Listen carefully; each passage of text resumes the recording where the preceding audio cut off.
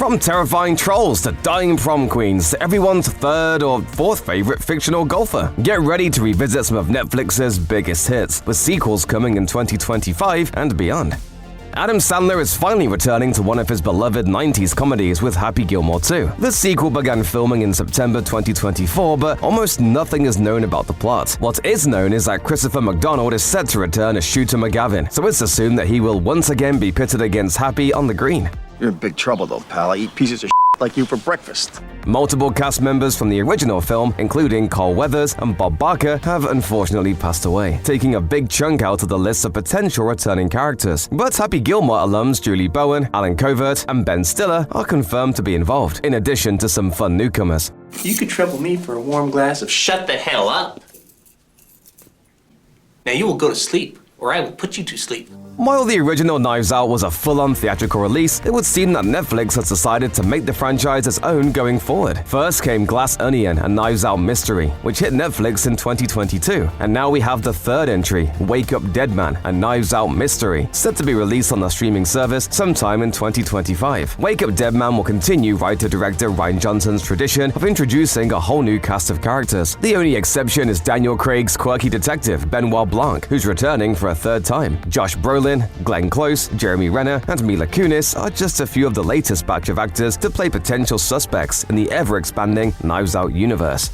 Given that it is the biggest Netflix movie of all time in terms of views, with a staggering 239 million watches as of December 2023, it shouldn't be a surprise to anyone that Red Notice already has 2 sequel scripts in the works. Still, the world of streaming moves pretty fast, so even for a movie as popular as Red Notice, it might be easy for people to forget that follow-ups have been announced. The original film starring Dwayne Johnson, Ryan Reynolds, and Gal Gadot, Red Notice is an action heist comedy about stealing ancient artifacts and double and triple crosses. And of course, with 3 ridiculously charming actors at the center of it all, it's hard not to smile the entire time. I told you, this would end with you in handcuffs. You're so embarrassing. He's so embarrassing. Updates on the sequels have been fairly quiet since around 2022. That's when it was revealed that the script for the second movie was finished, with plans to have the third ready in time for the 2 movies to film back-to-back. Little else has been said since then, but given how big of a property this is for Netflix, there's no way it's going to be abandoned. From Joe and Anthony Russo, the directing team behind Avengers Endgame, among other MCU films, came the 2022 Netflix feature The Gray Man. The action thriller reteamed the Russos with Chris Evans, while also allowing them to work with Ryan Gosling for the first time. Evans played a disgraced former CIA agent turned mercenary, who has been hired to take down Gosling's convicted turned CIA agent. The two have great chemistry together in their cat and mouse game, with action set pieces as well executed as you'd expect from the Russo brothers. Netflix was talking up a Gray Man universe before the first movie even hit the streaming service. The first sequel was confirmed to be in the works shortly after, with Gosling and the Russos returning. But then things went quiet. In April 2024, Joe Russo did confirm that the sequel was still very much in development. However, the subsequent news that the Russos will direct both Avengers Doomsday and Avengers Secret Wars does beg the question of whether The Gray Man 2 has been put on the back burner once again. Before The Gray Man, Joe and Anthony Russo paired with Netflix for 2020's Extraction, another action thriller starring another MCU actor. This time it was Chris Hemsworth. Hemsworth plays Tyler Rake, a mercenary who is hired to rescue the kidnapped son of a drug kingpin. Both Russos worked on the story, but only Joe is credited on the actual screenplay. Neither directed Extraction, with that distinction going to Sam Hargrave, a frequent second unit director for the Russos. Since Extraction got a 2-year head start, it already has a sequel under its belt. Extraction 2 once again saw Joe Russo writing and Sam Hargrave directing. In June 2023, it was revealed that Extraction 3 was officially in the works at Netflix, with only Hemsworth and Hargrave confirmed to be involved. In October of that year, however, the Russos revealed that they were involved with the story for Extraction 3, and that filming is set to take place in 2025. This makes it pretty likely that we'll see a third Extraction movie before we see a second installment of The Gray Man.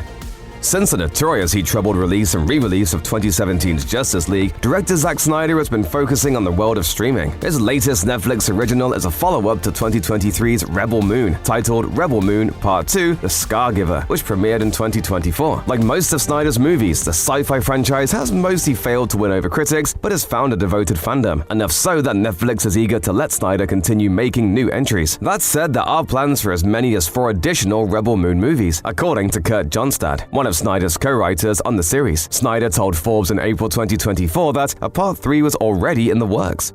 With Stranger Things about to reach an end, Millie Bobby Brown is ready to focus more time on other projects. One of those projects is another Netflix property, the mystery film franchise Enola Holmes, which sees Brown play the younger sister of famed detective Sherlock Holmes. There have been 2 Enola Holmes movies already, with Netflix already planning to expand it into a trilogy. Fascinating.